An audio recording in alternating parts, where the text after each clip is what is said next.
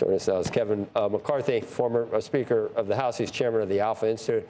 Drawing some attention is because this is a total socialist, like AOC clone in a southern state that might win, which is indicating to Republicans, you might have a problem if this person gets elected in Tennessee. Have I got that right? Look, if the Democrats win it, it's bigger than just a big problem. I mean, you can look at New Jersey and Virginia. If you look at the history of New Jersey and Virginia off-year elections, if the Democrats win both governor's races, it's usually the Democrats flip the House. If Republicans win one of them, Republicans flip the House. But what you really want to look at is the state races in Virginia, okay? Because the Democrats ran two women, one went to a military academy, one was CIA. That's not a progressive Democrat, okay? That's a smart place for Democrats to play. But in the state House races, they took every Republican in the state House that were sitting in seats that Harris carried. Then they won seats that Republicans sat in that Trump carried up to 4.5%. Now, if you strap that across to where Congress currently sits, that means Democrats would win the majority to about 225 seats. But the election's not today. This is a scary part. It's not unusual in a special election, the party out of power has more intensity. What it's telling you is greater intensity. What would really scare me, had the Democrats picked a candidate that was a former veteran, that was a moderate Democrat. This person is a defund the policer. And she it's said competitive, some of the stuff in the past that would curl your toes. Look, you could have more Republicans than Democrats. Who wins the race is who turns out the most. Is she going to win? No. I think Republicans should win by about 5 to 6%, which is not a big positive for Republicans. Well, it's too late in New York City. Yeah, but a Republican wasn't going to win in New York City. I know, but you didn't think a socialist, Democrat, communist was going to win, did you? Why? You had AOC. Look, if you look at Bernie Sanders, he's never passed any legislation. He's a movement politician. What Bernie has brought you is AOC, now a new mayor in Mandani. It is a movement across the country where Democrats should fear. What are you more afraid of? Are you more afraid of the Democrats putting up moderate Democratic candidates, that's tougher for you? No, I'm more afraid of Republicans wasting a majority. You just spent 2 months with not being in there. Look. Oh, so not doing anything while you're... Yes, yeah. You have to give people a reason why you should be reelected. You should have a strategy. What are they going to run on? What is the vision for the future? What is the strategy of what you're passing this week? Would you have handled the shutdown differently, Kevin? Look, the shutdown's a tough place to be. It was really... I would keep Congress in. If you have the power, use it, right? You could, to pass a bill, you have to have a hearing, then a markup takes a lot of time. Now you just gave the Democrats 2 months of taking away your majority. Would you do another reconciliation bill right now? Or next year, whenever you're... Look, a reconciliation would be a great use of the power. Is it capable of doing? I think it's probably pretty tough in this small majority. But if you used it for the right purposes, yes. But what you have to do is, all that is built up. Every race is won and lost before it starts.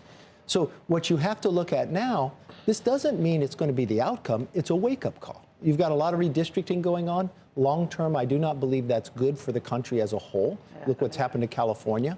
I don't think it'll play out exactly as people want, but that can change the dynamics of Republicans winning. So you also have House lawmakers that are quitting at twice the rate. Okay, this is the scary part. All right. So what I would do when I wanted to go and try to win the majority and the minority, elected officials decide whether they're going to run for re-election really between Thanksgiving and Christmas, because the filing starts going. If you make life tough on people, what I would do is I'd put small campaigns against members I wanted to retire. Because I would always use a data form. If you get a number of retirements, you put the majority in play, because it's easier to win an open seat than it is beating an incumbent. And you press them hard during this time period, they go home with their family, they're happier. I don't want to go back to that. And right now, nobody's happy. So you don't want incumbents retiring, because now it costs you more money to win that seat. It's an open seat. And in a world that Democrats have more intensity, it makes it more competitive. But Republicans are retiring and saying that they're not going to go back and run at a much higher pace than Democrats right now. So give them a purpose, right? So I believe all members run because they want to make a difference, right? But if they feel things aren't working, if they feel the committees aren't happening, if they feel they don't have a voice, why am I here? You hear it all the time. There's a lot of other things that go into your family. It goes into how much money you make and your kids want to go to college. There's all these different dynamics. But the number one thing, people will sacrifice a lot if they feel a purpose because it's a service calling, right? They'll sacrifice not having money. They'll sacrifice being away from their family if you give them a purpose of a goal of what they wanted to work on. So find those purposes and put those people in motion working towards that. Your best prediction about the midterms, do you think the Republicans can hold on to the House? And if they do not hold on to the House, what does that look like? And the question is, can they hold on? Yes, they can hold on the House. Will they? But what they have to do is things now, okay? So they've got another government funding come up. This election is going to be about the economy and health care. You can't say we have ideas. You have to have a plan, right? And you got to carry it out. What I believe the Democrats want to do here is they actually want the subsidy to go away. Because if you watch what they're doing, when the president put out a plan to do modification about Did you it. see Becky's interview with Hakeem Jeffries? No, Hakeem doesn't say anything. You said the same thing, though. I did see that. You were very good. No, it's you said you were fair. Democrats don't want the subsidies so that they can run. well, look, it just feels like there's a lot of politicking that's taking place. Yeah, they don't want it because they want it for an issue, okay? So they say it should be exactly as it is right now. It is a good issue, by the way. If the Republicans don't do something about it, Republicans you're always have a handing hard them time with a great health issue. care. But you're not going to win the health care argument if you say we just have ideas. You've got to go put a plan out there. And what you should be doing. I do feel like Americans are getting caught between the Democrats and Republicans with nobody really wanting to do anything. Yeah, but you know what? This whole extra subsidy they put on is not going to change the majority of Americans' health care. Correct. We've talked about that. But why too. aren't you talking about first the problems with it? They added it on during COVID. It goes above 400% of poverty, right? But it's not doing anything. It's riddled with fraud. So put all the negatives and have the Democrats defend that they want to keep the that. Republicans have been in power, so this is an issue. But see, this is my point.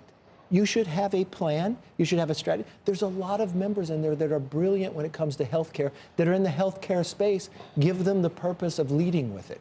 Put a plan out and go sell it to the American public, because I'll guarantee you the Republican plan is better than what the Democrats are offering. But if you don't have a plan, you can't sell something. You don't have a plan and you don't have enough of a majority that agrees on something. It is a tight majority. What you can do, though, okay, you can put it out there. You can move it in committee. Look, you win the argument before you win the vote. Yeah, but you're going to have to work across the aisle. Yes, but there are that will work across the aisle, too. And you're in the House, right? So if you pass it out of the House, you're halfway there. The Senate's going to be tougher because you need Democrats to join on. But you build momentum. Nothing happens overnight. But if you're not starting it, it just seems it's to going me to be that too the late. approaches from the Democrats and the Republicans are so incredibly polarized, opposite ends. Well, of the that's what spectrum on redistricting things. is going to do more to you, right? Yeah. In 2010, when we won the majority, we beat 63 Democrats. There's not even 63 competitive races now. And think of California now, okay? The fourth largest economy in the world, 94% of the seats are going to be already predetermined a Democrat's going to win. And 40% of the... You know where the most Republicans live in America? California. And they're not going to have a say on Ways and Means or energy and commerce, and you have all Silicon Valley. It harms the country when this plays out this way. How does Gavin Newsom set himself up as the presumptive 2020? You know what's so amazing? But how does he do that with the state of California and gas prices and like everything else that's going on? How is he the guy the Democrats are going to go to? How did Virginia elected attorney general that recently said they wanted to shoot? You tell me, Trump at TDS? Because the Democrats right now have lost for so long, they don't care, okay? So they'll vote for anybody. That's why this woman in Tennessee has an opportunity and attention. Gavin is going to peak too soon. The only thing that Gavin has done is learned how to fight against Trump, right? He just picks at Trump. Homelessness, the economy, people moving out. Once people decide those are the policies they're going to look at presidential, he won't be there. Look, presidential races should be aspirational. It should tell the entire nation, where do you want to take this country for the next decade? But right now, it's an emotional decision. That's why he's probably in the lead right now. The Democrats could screw it up because if they win the House, they're going to impeach Trump again. Don't you think they're going to? Will they try? They're Yes. going to do But, okay, investigation let's after. not predetermine they're going to win the House. Right now, if the election, they have the advantage to. Republicans are in the majority in the House and Senate. They can determine their own future. They've got to change what they're doing I was right going to say, now. they haven't done a very good job to this point. You're right. Shutting things down for 2 months, not being able to use the I majority. savor this moment. This is like 30 seconds to go. Give that person the ball. Let's go. This is what you plan for. If you have the power, you get to determine what comes to the floor. You get to determine the strategy. And you know what? If you don't think you could pass something, then put something on the floor and show people it can't pass, because it'll change the mind of a small majority to say, we got to get together. We did the debt ceiling with 5-seat majority and not having the Senate or the White House, and we cut $2 trillion, more than they cut by having all the majority. We reformed welfare. We did NEPA reform. Because what you have to do is give people purpose. Put the plan together and the strategy and lay it out and keep working towards it. You don't think Mike Johnson's doing that right now? He is doing that. It's a tough, tough job. You know, and he's been in it. He's doing a good job. But what you have to do is take the power of the other members, too, and put a strategy together, not for how I survive today, but what does the election day look like? And then you walk backwards. That will determine what you do today. When is this election? Today. It is. How do you say it? It's trending, obviously. Look, Republicans. Afton Bain. Yeah, but you're not talking about the Republican candidate who went to West Point, served in the military. Tell me about it. He's an exceptional candidate. The other problem you have is it's a special election. There were 11 Republicans in the primary, so you have to solidify them. And once you win the majority, you become, you don't get as excited. You think you've done your work already. If you're in the minority, you work a little harder. But this is a 22-seat where Trump won it by. This shouldn't be close. Yeah. And we're spending a lot of money here. And if you're spending money on these seats, on the swing seats, what are you going to do? So it's a wake-up call. I always think, okay. She even hates Nashville and country music. How do you represent Nashville and you hate country music? I know. And she literally says she hates Nashville. It shouldn't be close. McCarthy, easy for you to say all this stuff. You're, Oh, it's much easier. It's much easier now. But when you've been in it, I've been through these races before. Yep. I don't look at it as a negative. I look at look, the intensity was going to be there, but I'd rather have this today than to be talking about this in November or October. Right. All right. Let's see. Come back. Thanks. Always great to see you. Good to see you. Thank you. All right, so